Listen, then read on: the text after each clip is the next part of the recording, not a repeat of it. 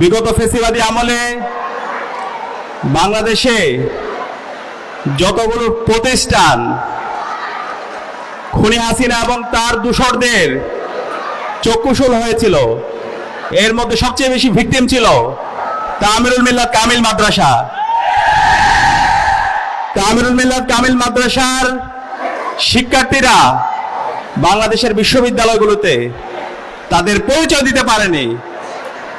বিশ্ববিদ্যালয়গুলোতে এবং বাংলাদেশের বিভিন্ন চাকরিগুলোতে মেধার স্বাক্ষর রাখার পরও শুধুমাত্র পরিচয়ের কারণে আমাদের মিল্লাতের শিক্ষার্থী ভাই বোনদেরকে বিভিন্নভাবে জুলুম করা হয়েছে। দীর্ঘ 16 বছর ফেসিবাদের বিরুদ্ধে যতগুলো আন্দোলন হয়েছে, সংগ্রাম হয়েছে, লড়াই হয়েছে, সে আন্দোলন সংগ্রামে সম্মুখ সারিতে থেকে এবং নেপথ্যে থেকে তামিরুল মিল্লাত কামিল মাদ্রাসার শিক্ষার্থীরা নেতৃত্ব প্রদান করেছে। এবং যে জুলাই বিপ্লব হয়েছে, সেই জুলাই বিপ্লবের শুরু থেকে শেষ পর্যন্ত তামিরুল মিল্লাত কামিল মাদ্রাসার শিক্ষার্থীরা এবং আমাদের শ্রদ্ধেয় শিক্ষকরা সামনে থেকে এবং নেপথ্য থেকে নেতৃত্ব প্রদান করেছে। এবং জুলাই বিপ্লবে তামিরুল মিল্লাত কামিল মাদ্রাসা থেকে 5 জন আমাদের ভাই শহীদ হয়েছে। বাংলাদেশের যত প্রতিষ্ঠান আছে, আমরা যদি প্রতিষ্ঠানের হিসাব করি, সবচেয়ে বেশি একটা প্রতিষ্ঠান থেকে 5 জন শিক্ষার্থী শহীদ, সেটা সবচেয়ে বেশি। আমাদের এই তামিরুল মিল্লাত কামিল মাদ্রাসা থেকে জুলাই বিপ্লবে শহীদ হয়েছেন আমাদের ভাই মুনতাসির রহমান আলিফ ভাই, মোহাম্মদ আদিল, শহীদ শাকিল পারভেজ, উসমান পাটোয়ারি, নাসির ইসলাম। আমরা আল্লাহর কাছে দোয়া করছি, আল্লাহ পাক সুবহানাহু ওয়া তাআলা আমাদের এই সকল শহীদদেরকে জান্নাতুল ফেরদৌসের মেহমান হিসেবে কবুল করুক, আল্লাহুম্মা আমিন। প্রিয় উপস্থিতি, তামিরুল মিল্লাত কামিল মাদ্রাসা সারা বাংলাদেশে প্রমাণ করেছে বাংলাদেশের শিক্ষা ব্যবস্থা কেমন হওয়া দরকার। আমাদের দ্বীনি মার্কাজ হচ্ছে আমাদের তামিরুল মিল্লাত কামিল মাদ্রাসা। আমরা যে শিক্ষা ব্যবস্থার কথা বলি, যে শিক্ষা ব্যবস্থার মধ্যে নৈতিকতা থাকবে, যে শিক্ষা ব্যবস্থার মধ্যে আবার মডার্নিটি থাকবে, যে শিক্ষা ব্যবস্থার মধ্যে স্পিরিচুয়ালিটি থাকবে, যে শিক্ষা ব্যবস্থার মাধ্যমে নৈতিকতা এবং আধুনিকতার সমন্বয়ে দেশ পরিচালনার জন্য যোগ্য লোক তৈরি হবে, সেটা তামিরুল মিল্লাত কামিল মাদ্রাসা প্রতিষ্ঠার পর থেকে প্রমাণ করেছে। আমরা যে বলি একজন রাষ্ট্রনায়ক হওয়ার জন্য তাকে সমাজনীতি, রাষ্ট্রনীতি, অর্থনীতি, একই সাথে তাকে ধর্মতত্ত্ব, সব বিষয়গুলো সম্পর্কে সম্যক ধারণা থাকতে হবে। সেই ধরনের সম্যক ধারণা সম্পন্ন, হলিস্টিক নলেজ সম্পন্ন শিক্ষার্থী এবং যোগ্য নেতা তামিরুল মিল্লাত কামিল মাদ্রাসা প্রতিষ্ঠার পর থেকে তৈরি করেছে। সে কারণে তামিরুল মিল্লাত কামিল মাদ্রাসার প্রতিষ্ঠার সাথে আমাদের যারা রাহাবাররা জড়িত আছে, আমরা তাদের জন্য আল্লাহর কাছে দোয়া করছি, আল্লাহ পাক সুবহানাহু ওয়া তাআলা আমাদের রাহাবারদেরকে জান্নাতুল ফেরদৌসের মেহমান হিসেবে কবুল করুক।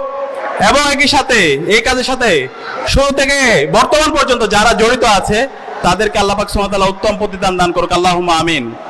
প্রিয় শিক্ষার্থী ভাইরা, আমরা যারা মিল্লাতের শিক্ষার্থীরা আছি, আমাদেরকে নতুন বাংলাদেশে আমাদেরকে আরো বেশি যোগ্য হইতে হবে। বাংলাদেশে জুলাই বিপ্লব পরবর্তী শহীদদের আকাঙ্ক্ষার আলোকে বৈষম্যহীন ইনসাফ ভিত্তিক যদি আমরা বাংলাদেশ বিনির্মাণ করতে চাই, তাহলে আমাদেরকে যতগুলো সেক্টর আছে রাষ্ট্র পরিচালনার জন্য, সকল সেক্টরের জন্য আমাদেরকে প্রস্তুতি নিতে হবে।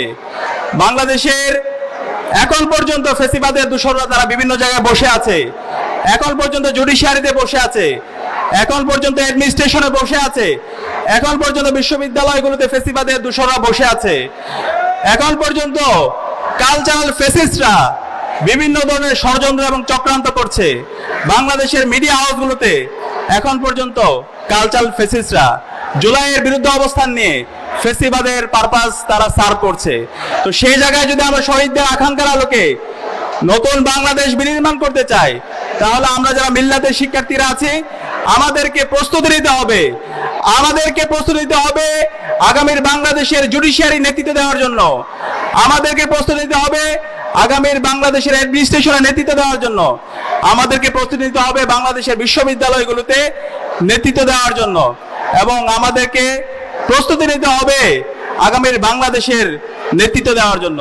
তো সেই নেতৃত্বের জন্য আমাদেরকে জ্ঞান এবং যোগ্যতায় আমাদেরকে অনন্য উচ্চতায় নিয়ে যেতে হবে। এবং আমি বিশ্বাস করি মিল্লাতের আমাদের উস্তাদরা যেভাবে আমাদেরকে গাইড করছে, আমাদেরকে যে নির্দেশনা দিচ্ছে, সে আলোকে আমাদেরকে প্রস্তুতি নিতে হবে। আমি আপনাদেরকে অনুরোধ করব, কয়েকজন মানুষের মতো আমাদেরকে হওয়া দরকার যারা বিংশ শতাব্দীতে পুরো বিশ্বব্যাপী আলোড়ন সৃষ্টি করেছিলেন। এর মধ্যে ছিলেন আমাদের সৈয়দ আবুল আলা মওদুদী রহমতুল্লাহ আলাই, যিনি তার লেখনের মাধ্যমে পুরো বিশ্বব্যাপী এবং বিশেষ করে সাউথ এশিয়ার মধ্যে তিনি আলোড়ন তৈরি করেছিলেন। এরপর হচ্ছে নাজিমউদ্দিন এরবাকারের নাম আপনারা জানেন, যিনি একই সাথে একজন রাষ্ট্রনায়ক ছিলেন, একই সাথে একজন বিজ্ঞানী ছিলেন।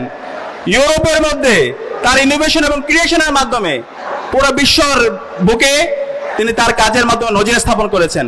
এবং আজকের যে তুরস্ক রাষ্ট্র, আজকের যে তুরস্কের যে মডার্ন সায়েন্স, টেকনোলজি, ইনোভেশন এবং ক্রিয়েশনে তারা যে নেতৃত্ব দিচ্ছে, আজকে যে তুরস্কের ড্রোন আবিষ্কার হচ্ছে, এই সব কিছু নাজিমউদ্দিন আরবাকানের হাত ধরে তৈরি হয়েছে। আজকের যে এরদোয়ান, সে এরদোয়ান তৈরি হয়েছে নাজিমউদ্দিন আরবাকানের মাধ্যমে। একই সাথে ইমাম হাসানুল বান্না, সাইয়েদ কুতুবের কথা আমরা সবাই জানি, যারা বিংশ শতাব্দীতে পুরো বিশ্বের মুসলমানদেরকে নতুনভাবে স্বপ্ন দেখিয়েছে। এই একবিংশ শতাব্দীতে যদি আমরা নেতৃত্ব দিতে চাই, আমরা যদি ইনসাফ প্রতিষ্ঠা করতে চাই, আমরা যদি একটি বিপ্লব করতে চাই, তাহলে আমাদেরকে সায়েন্স, টেকনোলজি, সাহিত্য, সংস্কৃতির মাধ্যমে আমাদেরকে সেই বিপ্লবের নেতৃত্ব দিতে হবে।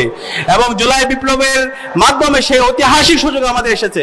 আমি বিশ্বাস করি তামিরুল মিল্লাত কামিল মাদ্রাসার আমরা যারা শিক্ষার্থীরা আছি, আমরাই সেই বিপ্লবের নেতৃত্ব দেব ইনশাআল্লাহ।